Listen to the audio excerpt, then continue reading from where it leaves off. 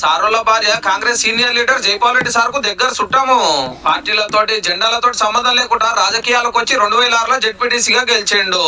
ఏడాదికే ఇండిపెండెంట్ ఎమ్మెల్సీగా గెలిచే వరకు పాలమూరు రాజకీయాలలో రేవంత్ రెడ్డి సార్ చరిత్ర సురువయ్యింది. చంద్రబాబు మీద పాయిరం తోటి టీడీపీలో చేరికై 2009లో కొడంగల్ ఎమ్మెల్యేగా అసెంబ్లీకి వచ్చాడు. తెలంగాణ వచ్చినాక రెండో పారి గెలిచి అసెంబ్లీలో పార్టీ పేపర్ కూడా పనిచేసిండు. ఓటుకు నోటు కేసులో అరెస్ట్ చేసిండ్రు. అసెంబ్లీలో సార్ ను అసలు మాట్లాడనీయకపోతుండ్రి. ఇక 2018లో కాంగ్రెస్ కండువా కప్పుకుంటే వర్కింగ్ ప్రెసిడెంట్ చేసింది హైకమాండ్. కొడంగల్ ఎమ్మెల్యే కోరిన 3 నెలలకే మల్కాజ్గిరి ఎంపీగా బంపర్ మెజార్టీ తోటి గెలిపించారు పబ్లిక్. 2021లో పిసిసి అధ్యక్ష పదవి ఇస్తే ఆకాంక్షలి సర్కార్ మీద కొట్లాట ఇంకింత పెరిగింది. పాదయాత్ర తోటి పబ్లిక్ లకు పోయిండు.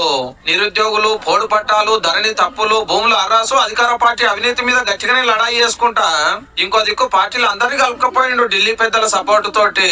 కామారెడ్డిలో రేవంత్ రెడ్డి సార్ పోటీ చేయకుంటే కేసీఆర్ సార్ గెలుస్తుండే. సొంత